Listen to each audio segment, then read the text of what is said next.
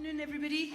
My name is Elizabeth Sideropoulos. I'm the director of the South African Institute of International Affairs, and really extremely pleased to have with us in Brussels four permanent representatives who I will introduce in a couple of minutes, who will be participating with us in a discussion about what we've called broadening the public discourse on the Russia-Ukraine war. I'd also like to welcome the fairly new US Ambassador to South Africa, and good to have you back here at the Institute. I think it was quite a few years ago that you were here, Ambassador Brigitte, and also great to welcome the Ambassador of Ukraine to the Institute again. It's great to have you here. Also, I will be introducing my co-panelists here in terms of posing questions to the panel in Brussels, and we're hoping that we'll be able to be quite brief and succinct to get as much as we possibly can into an hour of discussions. Over the last several months, the Russia-Ukraine war has, of course, dominated the headlines around the world, not least here in South Africa. I think it has highlighted the diverging views, especially between NATO members and countries in the developing world, although there have also been different opinions there within the developing world, and we've seen some of those. South Africa has articulated a non-aligned position, abstaining from all of the UN General Assembly votes, and has called repeatedly for negotiations and dialogue, together with other global South countries, to resolve the conflict.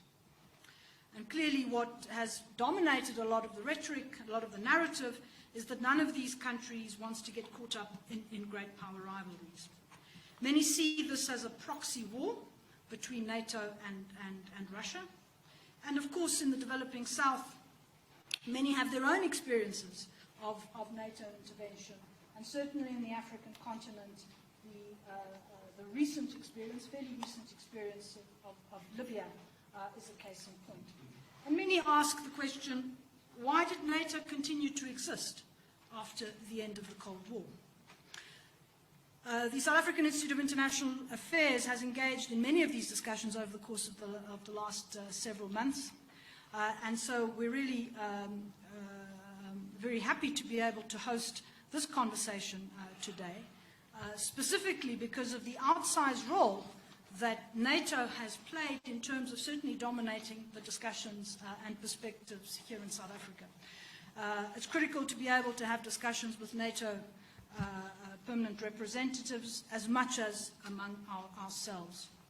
So this event today is intended to do just that, broaden the South African public discourse, while also conveying some of our perspectives from South Africa and the global South on the Russia-Ukraine war.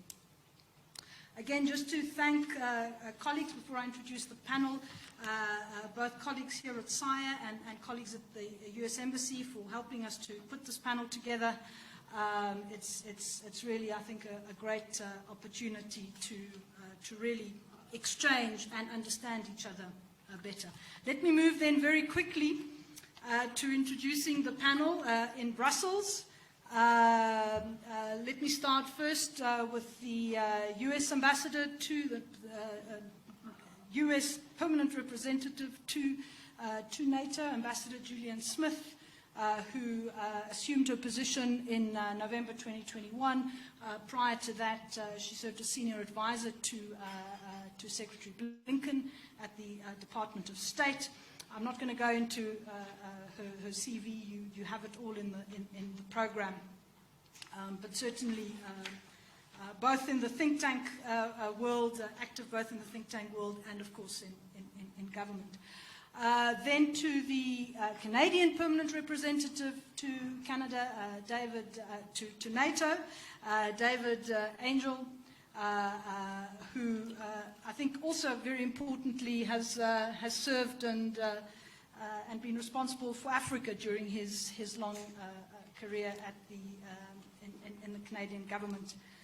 not least also in terms of engaging with Africa on G8 matters in the early years, when also President Mbeki, I think, was pushing for NEPAD in the early 2000s. And then, and I hope I'm going to pronounce the name correctly, the permanent representative of Estonia to NATO, Mr. Yuri Luik. I don't know if I've got that entirely right, but my apologies. Very well, if thank I you. haven't. Who has been ambassador to NATO since August 2021, but has also served in various government positions, including Minister of Defense and also head of the Estonian delegation and Russian-Estonian intergovernmental relations. And then last but not least, the ambassador to the mission to NATO for Sweden, Axel Vanhoff, who, and of course, Sweden is a candidate member of NATO, and we'll have an opportunity to unpack that a little bit. Previously, he was ambassador to Norway. Let me then also very quickly introduce my colleagues here in Johannesburg. On my extreme right, Faith Mabera, who is a senior researcher at a South African think tank, the Institute for Global Dialogue, based at UNISA, at the University of South Africa in Pretoria. And also my colleague, also from Pretoria, Professor Chris Asike, who is Professor of African Politics and directs the African Center for the Study of the United States at Pretoria University. We have also one here in Johannesburg at WITS. We're competing for partnership. For partnership. So the way we'll run it, colleagues, is I'll kick off with some questions to the panel in Brussels, and then hand over to Faith and to Chris for some follow-up questions. So let me pose the first question, and I'd like to address this specifically to Ambassador Smith and Ambassador Angel. You know, if we reflect on some of the comments I've just made in the introduction now as well, is this not in fact what we're seeing in Ukraine, a proxy war between the West and Russia waged in Ukraine, and having to deal with the unresolved issues of the collapse of the Soviet Union? Well, Elizabeth, let me start by thanking you for your introduction, and let me thank your institute, the South African Institute for International Affairs, for hosting this important discussion today. I'm sorry we can't all be there in person. I'm sure we'd rather be there in person than here in rainy Brussels. But it's an important opportunity, in all seriousness, for us to come together and hear from one another. I'm personally looking forward to hearing more from you, your colleagues, folks in the audience, and we're certainly looking forward to talking a little bit more about what NATO's been up to as it relates to the war in Ukraine over the last 10 or 11 months. Let me also send greetings to my colleague, Ambassador Brigady. Appreciate him being there, and also for his good partnership in this particular program.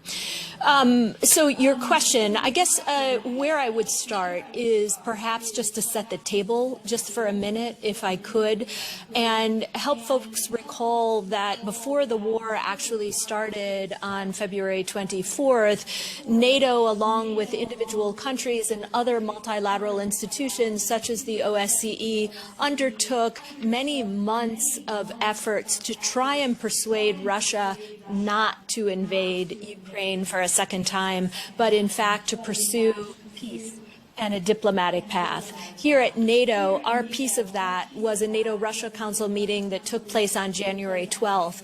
We all sat for 4 long hours with our Russian counterparts, talked to them openly through that channel, which was created many years ago in the 90s so that Russian and NATO allies could come together and exchange ideas and information. So we used the NATO-Russia Council. Sadly, Russia still did not pursue the diplomatic path. path. Tragically, it opted to go into Ukraine. But then after that, on February 24th, in addition to the steps that the Allies took to reinforce its eastern flank, which was a big part of what happened that morning, NATO also took a very conscious decision, and I want to be very clear about this, a conscious decision not to become party to the war, not to become party to the conflict. Russia often talks about the fact that NATO is party to the conflict, but from here in Brussels at NATO headquarters, we have been deliberate. We are not providing as an alliance lethal assistance to the Ukrainians. We are not coordinating the lethal assistance to Ukraine. We are not training Ukrainian soldiers at NATO. We are not coordinating the training to Ukrainian soldiers. Individual NATO allies, as you all well know, are taking their own decisions on how they want to support the Ukrainian people and the Ukrainian forces. But NATO as an institution, I just want to be clear at the top, is not directly engaged in this conflict. Your question alluded to this possibility of some sort of proxy war. I'll close by saying the way in which I personally see it, and I think many of my colleagues would share this view, is that this is fairly simple, and that is a blatant violation of the core tenets of the UN Charter. It is a country, Ukraine, defending its territorial integrity and its sovereignty against blatant aggression by Russia. And we believe as individual allies, we have the right to help Ukraine defend itself. But again, I just want to state at the top that NATO's role quite deliberately has been to stay out of this conflict. And that's what I wanted to make sure I got across at the top. But again, thank you so much for this opportunity. And I'll turn it over to my colleague, David. Thanks, Julie, and thank you, Dr. Sideropoulos. As you mentioned, much of my career has been in Africa as High Commissioner in Kenya and Nigeria, and as you said, working very closely with South African partners on NEPAD. So on the one hand, I relish this chance to discuss with South African partners your views, but as Julie said, I feel particularly acutely the frustration of doing it remotely and not in person. I'd love to be with you today. Canada and South Africa have a long history. We're both middle power multilateralists. It's especially important that we talk to each other about global issues like this.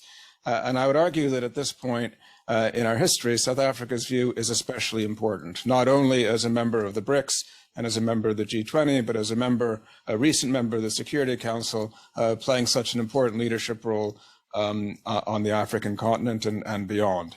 And of course, we know and fully respect South Africa's attachment to NAM principles of non-alignment and non-interference. This opportunity to talk to each other is especially important so that we can understand respective perspectives.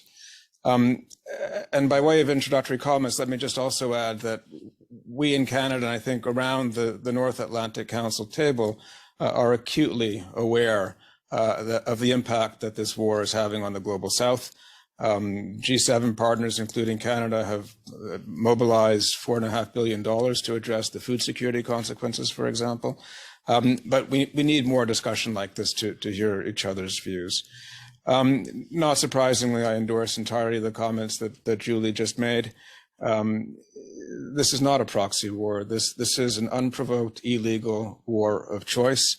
For reasons that have been stated, denazification for us, that means regime change, completely unacceptable.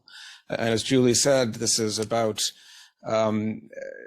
upending the most fundamental norms that are reflected not only in the UN Charter, but also in the AU Constitutive Act.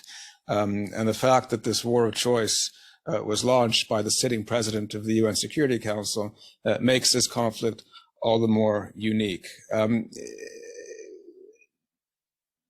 We're very conscious that Ukraine has the same fundamental right as any other country to have its sovereignty and territorial integrity be respected, and the same sovereign right to exercise self-defense in response to aggression.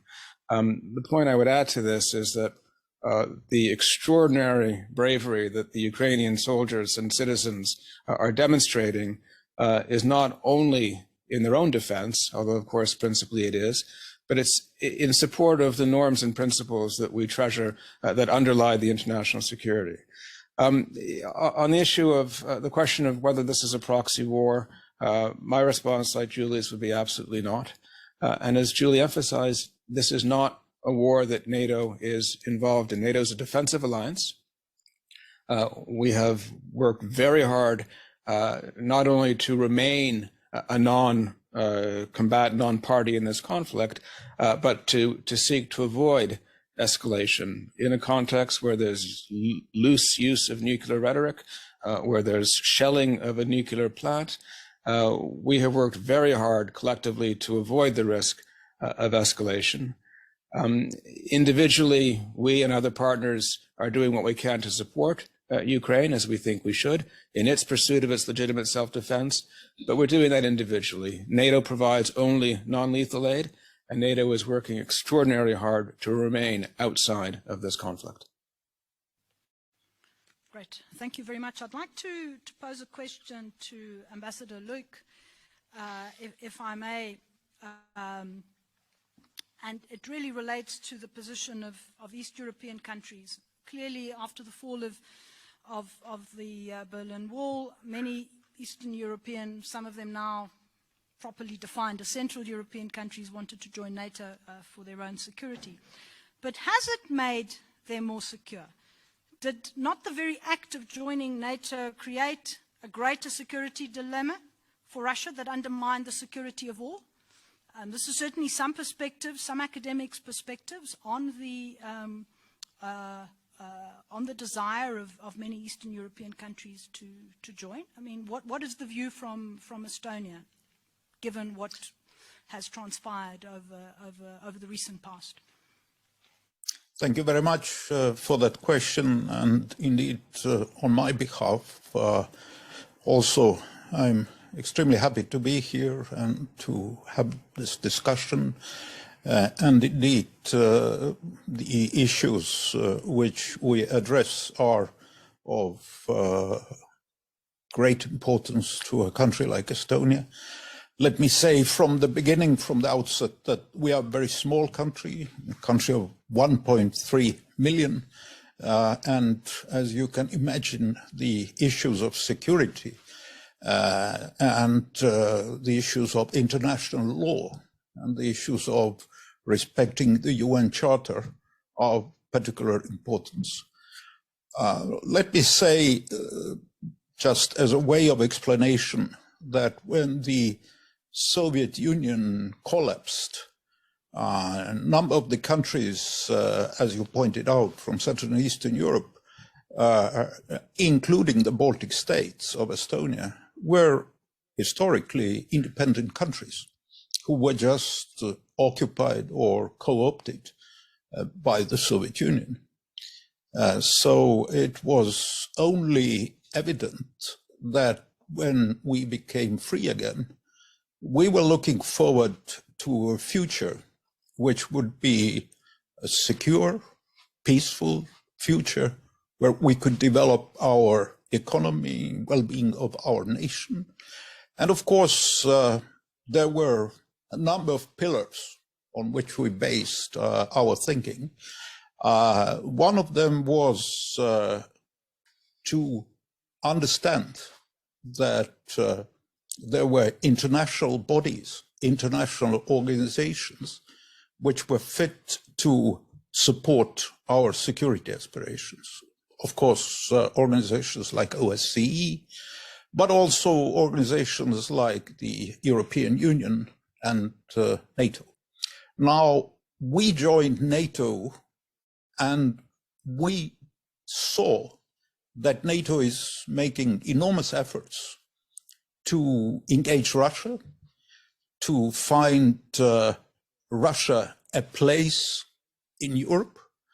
And NATO in 1997 signed NATO-Russia Founding Act.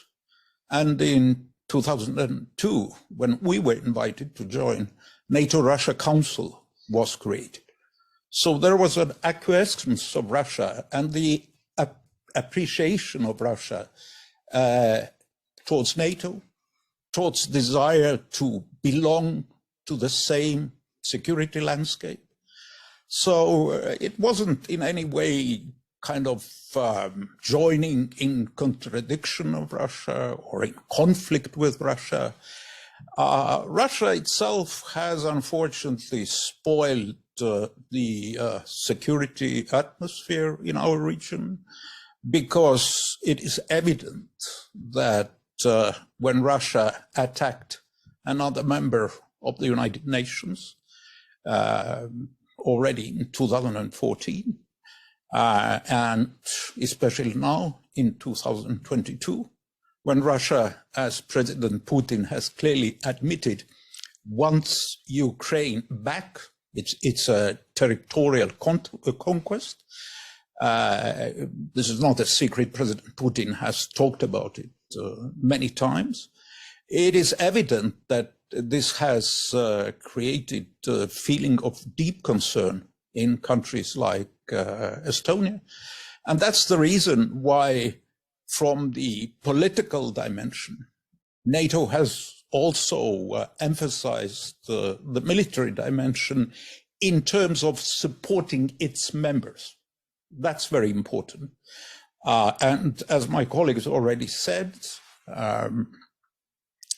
NATO is not participating in this conflict deliberately, but NATO members, including Estonia, small Estonia, have decided to send weapons to Ukrainians because we have a feeling that Ukrainians fight for the desire to maintain international law, to maintain their sovereignty, which is something which is, I think, understandable to everybody, to all countries, big or small, all members of the United Nations.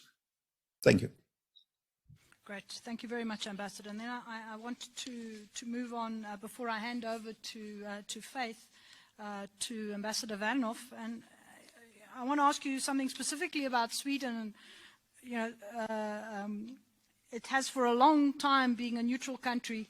I remember several visits to Stockholm and having discussions both with parliamentarians as well as with government officials, and always a strong sense that, you know, Sweden didn't want to join NATO, although there might have been a small group that felt that it would be good for it to join. So the decision in the last few months to join NATO certainly is a big step, a very different perspective coming from Sweden. And I suppose in some ways we've seen what the Germans call the Zeitenwende also happening in German foreign policy.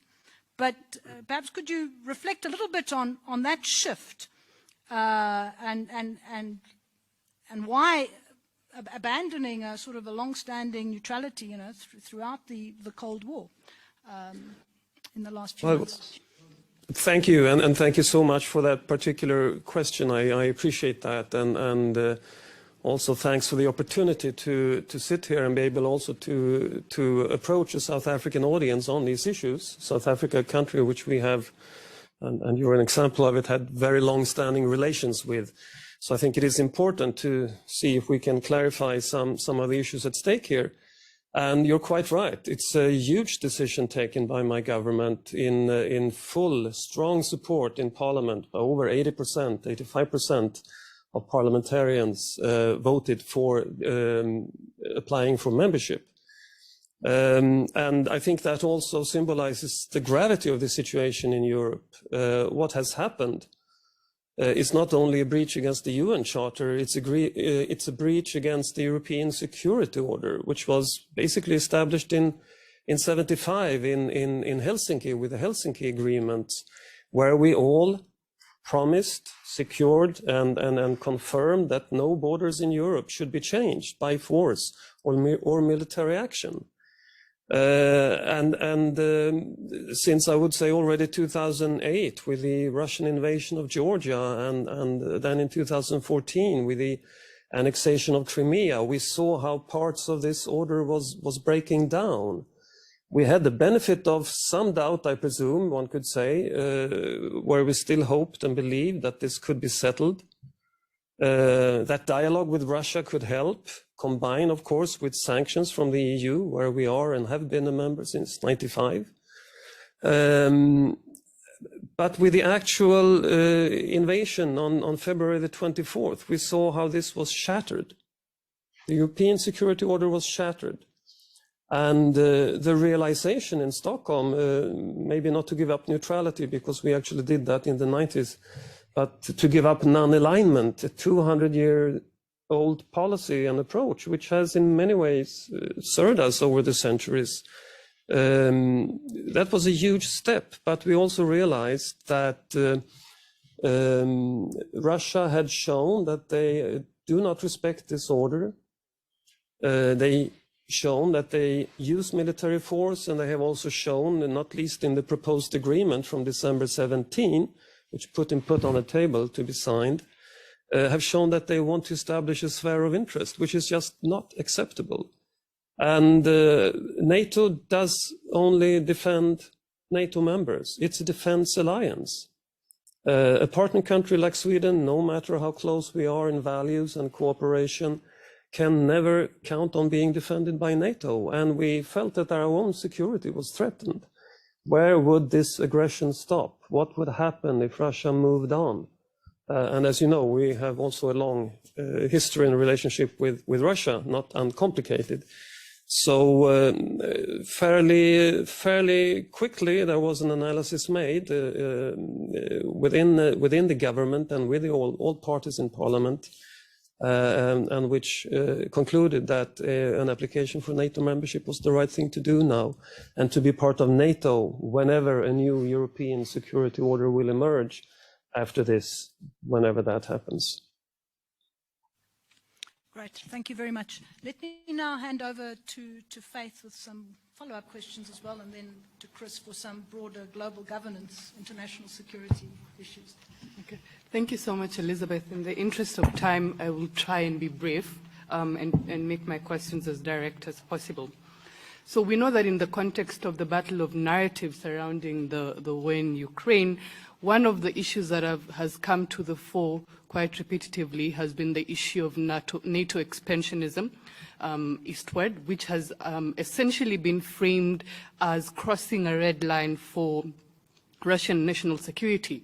And this is what Putin reiterated at the 2007 Munich Security Conference, and it has also been reiterated by former US Ambassador to Russia, William Burns, and current CIA Director, William Burns, who also reiterated agreements, essentially that drilled down. Some have argued that it's a gentleman's agreement on the policy memo that was put forward in 2008 that essentially said no means no regarding the issue of NATO expansionism. So perhaps a comment on how this question of NATO expansionism has been framed as a casus belli as far as, for instance, Russia is concerned, and the broader, I'd say, states and actors on the international community who also ascribe to that view. Here I'm talking about the school of offensive realism, for instance, who drill down on the security dilemma, particularly for Russia.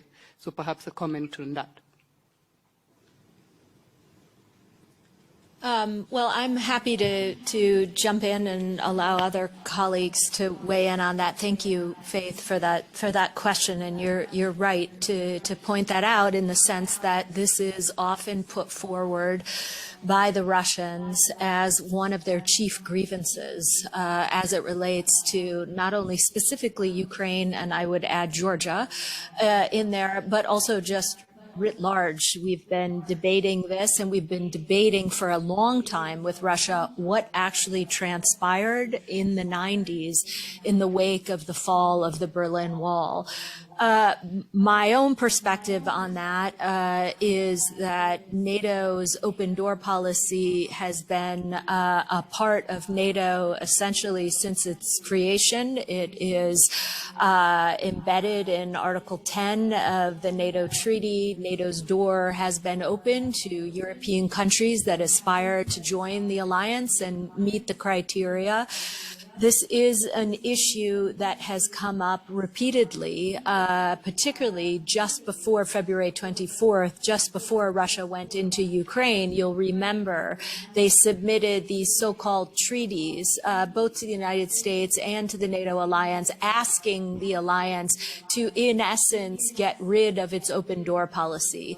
The answer that came back, both from the United States and from the NATO alliance, was a clear rejection of that request, again, because the alliance is committed to keeping the door open, not just as it relates to Ukraine's particular aspirations, but any nation should it aspire, any European nation should it aspire to join the alliance. The perspective of the United States, of course, is that and I'm sure my colleagues would join me in this, is that allies have their own sovereign right to determine the alliances that they wish to join.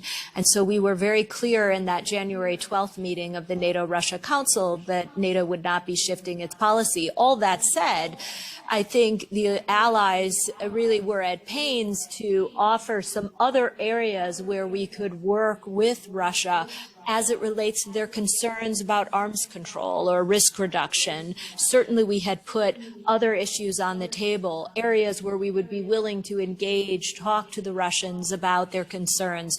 But on that question of enlargement, that was in fact a very firm position that came across at 30 in the NATO-Russia Council. But I'm sure others want to join in here. Let me jump in succession to Julie and then hand over to Yuri.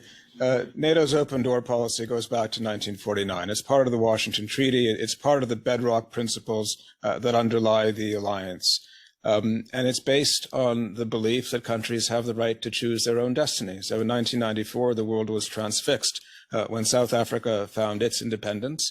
The view around the NATO table is that the Baltic countries and Poland and the Czech Republic and Hungary all have the same fundamental right to decide how to move forward as independent entities in the world. There was an enormous discipline applied so that NATO did not deploy weapons into the new member states. That was reversed only in 2014 after Russia's annexation of Crimea and a few years after Russia had invaded parts of both Georgia and Moldova. Even then, as of 2014, the number of troops that were deployed to shore up defenses in the Baltic countries and Poland was modest. We set up 4 enhanced battle groups, enhanced forward presence battle groups in Estonia, Latvia, Lithuania, and Poland. Canada leads one of them. The sum total of the troops across the 4 was about 4,500. This was a small step taken to shore up our partners who exist alongside the Russian border, or very close to the Russian border.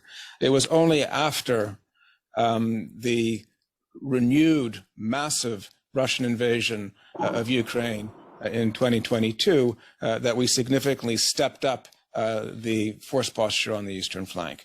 But until then, the military presence was very small, and the military presence on the Russian side, near Norway, near other countries, was very large. If I can add, I mean, Estonia was one of those new members who joined in 2002. And to be honest, I mean, I wouldn't say it was an enlargement. I mean, it was our sovereign decision to join. And since I was involved intimately in those affairs, I can tell you that NATO was not sort of waiting for us to join. In fact, we had to make a number of efforts, both in political, economic, military reforms, so that we would be accepted. And I think people also underestimate the relatively good NATO-Russia relationship for a long time. Let's remember that Russia was the Partnership for Peace partner of NATO, in fact had signed the relevant agreement, that Russia was part of the peacekeeping force in Kosovo, where NATO was actively involved, etc., etc. I have been working in NATO for a long time. I mean, I'm here for the second time as ambassador. In 2011, when I was here, we actually visited Sochi and visited then President Medvedev's summer house. We had a meeting literally in Russia, headed by the Russian president. So this kind of attitude, which Russia has now towards NATO, has been chosen by Russia itself, by its militaristic actions. It's their choice. It's not our choice. So I think this is something which we have to keep in mind when analyzing this relationship. And I might add, if I may, also very briefly, as an applicant country to this organization, that, I mean, we've had a lively debate about NATO in Sweden, and particularly since the Russian invasion of Georgia and the annexation of Crimea. And the comments from Russia have always indicated that this was nothing they looked favorably upon, for not surprising reasons. But we have always been extremely careful in replying to Russia, even though when NATO membership was not on the table, that this is a sovereign decision which we make based on our analysis of the situation in Europe. And again, when Russia actually invaded Ukraine, something they actually denied they had intentions to do just a few days before they did, the whole situation changed dramatically. And that changed also, of course, our approach to security in Europe and to this organization. And we're quite grateful that the Washington Treaty and the open door policy, Article 10 in the Washington Treaty, is there and functioning. And there was definitely no pushing from NATO side. I think rather from our side in this respect. Do you have a follow-up question, Faith, or should I? Chris, over to you. All right. Good day to you all, ambassadors. I have three questions, two of them from a scholarly point of view, and then one from popular discourse in Africa. So the first question I have to ask is, given the inequities in the international system, that in my view is rooted in, the ontological, bifurcation of beings in terms of who are humans and who are less humans. My question is, does Russia's war in Ukraine present the world an opportunity to reform this international system to make it more inclusive and less exploitable by powerful countries? And this question I'm posing to Sweden and Canada. Sweden as an applicant to the NATO, and Canada as it rightly described itself as a middle power multilateralist.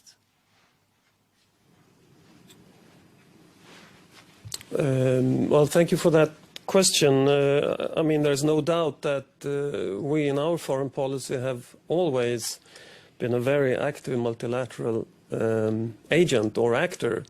And not least based on international law and the rule of international law, and a defender of a global order based on international law and agreements.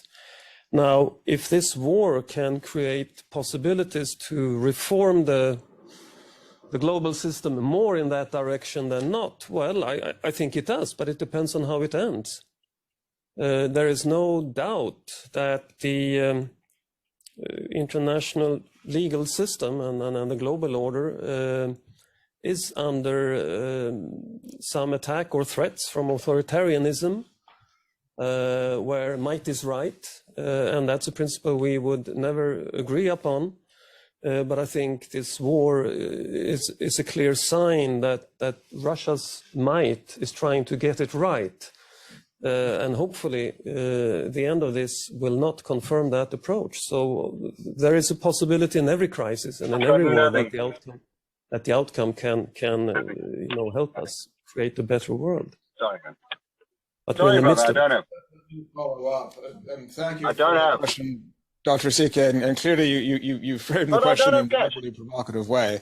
Obviously, we would never accept the notion of a bifurcation of beings of different gradations of folk, but it's a very relevant frame to this conflict, because if you look at the destruction that is being meted on the Ukrainian people just because they're Ukrainian, this is a battle defined, a war defined by indiscriminate attacks on civilians and civilian infrastructure, with well-documented instances of war crimes, including conflict-related sexual violence. We're right now seeing enormous risks taken with the second largest, I think, nuclear power plant in Europe. We're seeing the deliberate effort to knock Ukraine off the energy grid in the middle of or at the beginning of a European winter. What is being done to the people of Ukraine is simply monstrous. In terms of the global architecture, I alluded to this in an earlier response. We would argue that what the Ukrainians are doing is trying to shore up the basic principles of the global architecture that exists, including a denial of the notion of legitimacy of spheres of influence, a denial of the legitimacy of might is right, a denial of the legitimacy of regime changes. These are all norms that we thought had been accepted as bedrock as of 1945, and all of a sudden they've been rejected, rejected by military force. What we will have to do, I agree with Axel that how the war ends will be hugely important to how we, as the international community, can move forward. One of the things we'll need to do is look at some of the principal global peace and security institutions. The fact that Russia violated the most fundamental principles of the UN Charter while it occupied the presidency of the UN Security Council, and the fact that the UN Security Council has been unable to move forward, with the result that the UN General Assembly on 3 occasions has been forced to act, requires that we look at how the UN Security Council can, if you will, rebuild itself going forward once this war is behind us. Thank you. I will come back to the question of bifurcation of the world into two zones of beings and non-beings when I ask my last question. But, just a bit of a follow-up. I would think that I would want to add to your suggestion on how to reform the international system, the idea of rethinking the veto. Russia was able to do exactly what it did because it knew that it had veto power, to upturn any decision that was taken by others, irrespective of their status. So the veto is something that I also refer to when I talk about the global inequities in the international system. But my second question is to Ambassador Smith, and it is that what is NATO's position on both the possibility of nuclear proliferation and opportunity for non-proliferation, which this war brings? Well, thank you for that question. Obviously, the question of nuclear weapons, nuclear proliferation those questions have been front and center on our minds, in part because of the fact that the Russian government, President Putin in particular, he's had a lot of loose talk about the possibility of relying on Russia's nuclear arsenal in this conflict. And because of that, this is a situation that we take very seriously. We monitor very closely, both in the United States and here inside the NATO alliance. You've heard the NATO Secretary General, but also the leaders of our countries talk about how dangerous we believe the situation is, how dangerous and worrisome it is to have President Putin making these types of threats, talking about the possibility of using nuclear weapons inside Ukraine.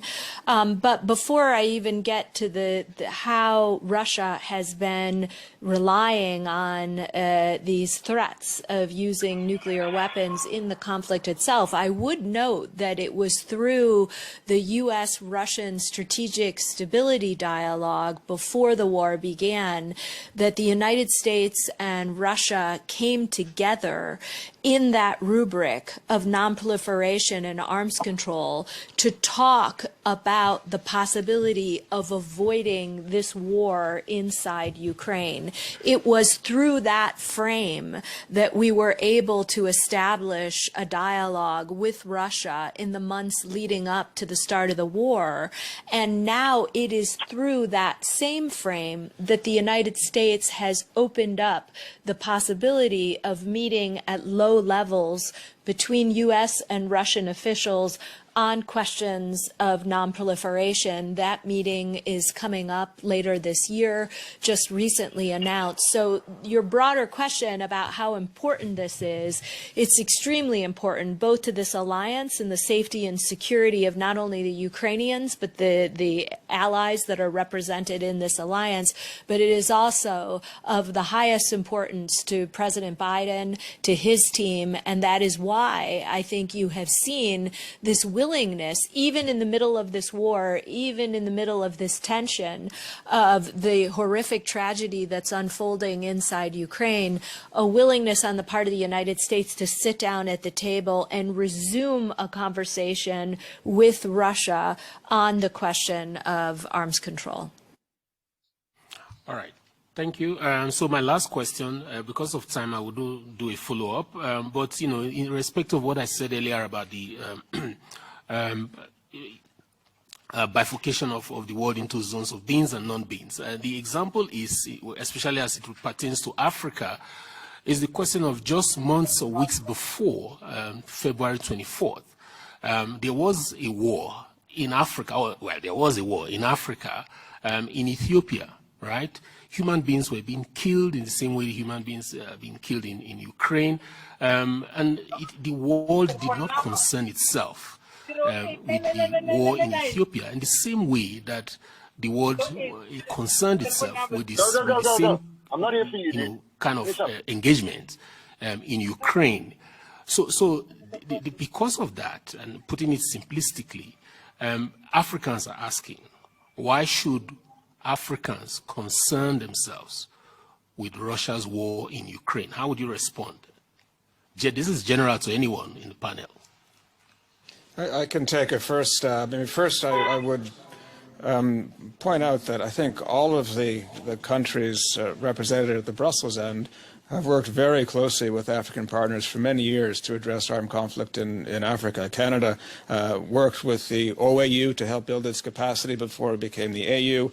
We've invested enormous amounts of effort and aid to address causes of conflict and to support AU-led mediation. I participated in the AU-led process in Darfur, for example. So conflicts in Africa have received very significant attention, certainly from my government. But that's true around the table as well. The war in Ukraine is different from other wars, in part because it's the result of a deliberate attack, a war of choice, by a nuclear weapon state with an army of 1 million soldiers. That means that the risk of spillover, the broader damage that can be done in peace and security terms, far exceeds any other conflict that we've seen in recent times. And the second point that I would stress, and we've said that already in response to different questions, is that this is a war that violates the fundamental norms on which the international peace and security architecture rests, and it violates it in a way that can do extraordinary damage. There are other conflicts that are not consistent with the principles that we would want to see apply and work hard to apply, but none that have the potential to fundamentally undermine the global system the way that this war does. And so this makes this conflict, I would argue, different from any other on the international landscape. It doesn't mean the other ones don't need to be addressed. It doesn't mean that they're not, every war needs to be addressed, but this one is fundamentally more dangerous to the world than other conflicts that we have seen. Faith, I know you have a follow-up question. Do you want to pose it yeah. now? And then I want to take a couple of questions that were posed in the chat. Yeah, mine sort of goes into trajectory because I know we are nearing in the interest of time.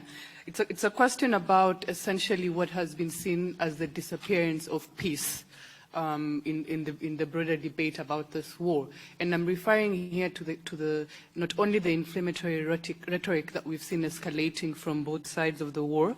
Hence, in this regard, my question, perhaps to Ambassador Smith, is a question of how fervent have been efforts at diplomacy.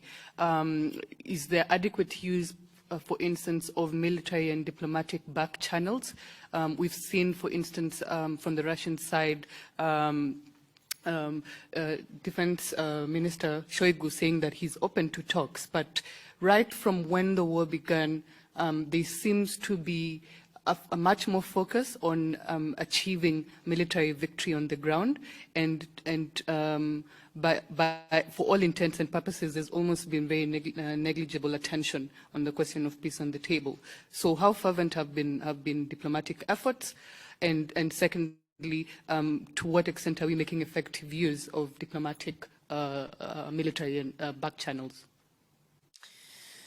Well, thank you, Faith, for that question. It's a good one. A couple of things on that front. Again, as stated earlier in this important discussion, the U.S. Bilaterally undertook several efforts in the months leading up to February 24th to try and persuade Russia to pursue a different course. And we did that quite aggressively across the highest levels of the U.S. government. Again, tragically, Putin opted for a different path. I would note, however, right after the war began on February 24th, the Ukrainians and the Russians did come to the table together. This was an effort that was supported broadly by the United States and all of the countries across the NATO alliance. We wanted those efforts to continue. We were hopeful that both countries were negotiating in good faith. As it turns out, our belief is that the Russians were not negotiating in good faith, or that the negotiators at that time, in the first few weeks after the conflict began, actually didn't have the instructions that they needed from Moscow to actually pursue some sort of constructive course of action. Since then, the philosophy across the NATO alliance, among NATO allies, and certainly back in Washington, D.C., is a fairly simple one, and that is nothing about Ukraine without Ukraine. And in that sense, I would say our position in Washington, in the U.S., is that we want to leave it to President Zelensky to determine the terms under which he's willing to come to the negotiating table and when he's willing to do so. All that said, as you've heard our National Security Advisor, Jake Sullivan, state, we have opened up occasionally throughout this conflict moments of engagement, channels of engagement directly between the United States and Russia, mostly to focus on the question of risk reduction. But as you saw, you just noted that there have been some calls between the Russian Minister of Defense and our own Secretary of Defense. So the door is open on the part of the United States to continue to engage. We feel it's constructive bilaterally with the Russians when there is something to talk about, but we will not negotiate anything without Ukraine in the room and at the table. So that position remains. But of course, you've heard President Biden talk about this. He believes, I think we all do, that this ultimately needs to be settled through some sort of negotiating process. We just want to make sure that the Ukrainians get to determine when and how that occurs. If I quickly, I think it is also very important to keep in mind that for negotiations to bear fruit, Russia should at least accept the general principles of the UN Security Charter, of the UN Charter, because at the moment Russia is occupying roughly 5% of the Ukrainian territory. And we have to keep in mind that it's simply impossible to, where Russia stands at the moment, if we take this demands of Russia, like change of Ukrainian government or maintaining at his hands the large chunks of Ukrainian territory, what peace can we talk about? I mean, these are some of the fundamental principles of wanting to occupy Ukraine again, wanting to give Russia sovereignty over another sovereign country. At the moment, it's very hard to find any subject of negotiations. I think Russia should return to the rightful borders of its own country and leave Ukraine at peace. I mean, Russia has recognized several times in several treaties the independence, sovereignty of Ukraine on its current borders. So it's not that Russia hasn't recognized it. Russia has recognized it. It's only important that Russia would fulfill those commitments. It's not too much to ask. I mean, this is the normal relationship between two sovereign countries. Let me just add 1 or 2 points as well. I agree entirely with what my colleagues have said. Ukraine, as a victim of aggression, is really the only country that can decide how and when and under what circumstances to pursue negotiations or not. 2 points. One is the former president of Ukraine, Petro Poroshenko, made the point over the weekend that there is real risk that a ceasefire, for example, would simply be used by Russia to regroup and rearm. And if you look at recent history, when there were ceasefires in Chechnya, that's what Russia did. So there's a legitimate concern on the part of Ukraine that a mediation process, a ceasefire process, would be misused simply to allow Russia to regroup and then invade again. The second point, building on what Yuri said, leaving aside the annexation of Chechnya in 2014, which is a big thing to do, Russia's recent illegal annexation of 4 Ukrainian oblasts, provinces, if you will, makes it vastly more difficult to consider, to contemplate how a mediation process might be structured. Final point, this war could end tomorrow. This is a war of choice by one country that has illegally invaded another. If Russia rewinds its invasion, the war ends. Ukraine has done nothing strategically to provoke this aggression by Russia. So there's nothing to be mediated out of the Ukrainians. They're the victims, plain and simple. This war can end tomorrow if Russia withdraws its forces to its side of its borders. I don't want to repeat any of the excellent arguments here from my friends and colleagues, but I think there is an astounding both moral and legal and political clarity over this issue and how it should be resolved also, that the territorial integrity of Ukraine must be reinstated one way or the other. And I think it is also this clarity that has made our decision in many ways simple to make, even though it is a terrible context in Europe. But this clarity has definitely helped us in our deliberations in Sweden in order to come to the conclusion to apply for membership in NATO. Right, thanks. We have sort of run out of time, but I do want to allow my colleague just to summarize very, very briefly, Gustavo de Carvalho, some of the comments in the chat, and we'll see if you need to tell us whether you have time to address them very briefly before we wrap up. Gustavo? Thank you so much, colleagues. I'm Gustavo de Carvalho, Senior Researcher on Africa-Russia ties here at SAIA. We received a couple of comments and questions, and I know some of them have already been discussed already, so I'll be very brief with them, and maybe one of the distinguished panelists will be able to do. I think the first one is a question that was made, and I'm going to read it here, saying, what is NATO's position on the ongoing alignment of some African countries with Russia in fighting terrorism in Africa, while disengaging from some formal allies, which are mainly European? And I think the speaker, Cecily, talks about a lot of developments in West Africa. And I think the other one is a comment which has been somehow discussed, but I think it's something that we often see in the continent in terms of narratives. The colleague says, I'm intrigued to note there is is no Russian representative to the panel. So far, the Ukraine-Russia discourse has been very one-sided, so it would be interesting to hear what you have to say about that. And the final one, and I think it's similar to what Faith had asked earlier, and maybe one of you would like to talk a bit further, is a very direct question: is NATO expansion the cause of the conflict in Ukraine? Thank you very much. Thanks, Gustavo. I'll take the second question because I think that's really about the organization. But ambassadors, do you want to take? Perhaps I can lead off on I think the question was about, at the end of the day, about the role of Wagner Group. And I would defer to colleagues in Pretoria. The crispest statement that I've ever seen on the role of mercenaries was delivered by the African Union, and we support that. So we're enormously concerned to see a private security organization accused credibly of significant human rights violations to be taking on an active role on the continent. This is an issue for Africa to lead on, of course. But we don't see any promising outcome from the Wagner Group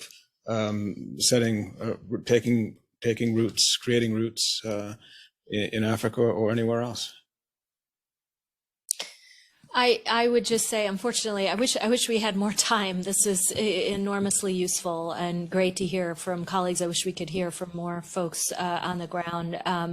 But I guess I'll just say at the end of the day, on the one comment about Russia's voice not being heard, it's interesting. Our perspective here in Brussels at NATO headquarters, of course, is that Russia's voice is in fact heard in many corners around the world. They have a very aggressive campaign of disinformation and misinformation as it relates to not only what they're doing inside Ukraine, what Ukrainians are doing inside Ukraine in this war, a lot of misinformation and disinformation about this NATO alliance, about U.S. policy, U.S. motivations, and this is something we're working very hard around the world with partners in multiple corners, multiple continents to help bring clarity to not only our own national U.S. policy as it relates to Ukraine and Russia, but to get the facts straight in terms of what's happening on the ground. Forced deportations, filtration camps, unlawful adoptions, sexual violence, war crimes, human rights abuses. We're doing what we can each and every day to expose this horrific tragedy that's unfolding each and every day. So we are doing our best here at NATO to represent what NATO is and is not doing as it relates to the war, which again brings me back to my original point, which is just to thank you again for hosting us all here. And I hope we can find other opportunities to engage in these types of very frank and open conversations. Great. Thank you very much, ambassadors. Let me also just add that certainly this discussion was intended to bring some NATO voices into the conversations in South Africa. NATO as a narrative has dominated much of the discourse here. And we thought it was important in one brief hour to really put some of those perspectives into the public domain and also have a debate with African colleagues. Just a very big thank you from my side. But let me, before we close, ask Ambassador Brigitte to sort of give the vote of thanks. Thank you very much, colleagues. Salbona, greetings from Johannesburg. Thank you all very much. A huge thanks to Saya and to my colleague of longstanding, Professor Sideropoulos, for hosting this. Also, thank you as well to our other distinguished colleagues of the panel. Huge thanks to my colleagues in Brussels for taking time out of your busy schedules for doing this. South Africa has a long tradition of dialogue in trying to seek conflict resolution through dialogue. This is also in the best tradition of both academia as well as diplomacy, and we frankly need more of it. So I look forward to other opportunities to engage on this and other important matters. Thank you very much. Thanks, Ambassador. And then just suffice to say, clearly the issues of Russia, NATO, Ukraine, there is a rich, complex history and issues that we should have had more time to be able to unpack. But I think this is a first go at it. It's been extremely useful and rich. So again, from my side, thank you very much. And thank you also to our audience here and to our audience online. Thank you all. Have a good afternoon. Thank you. Thank you.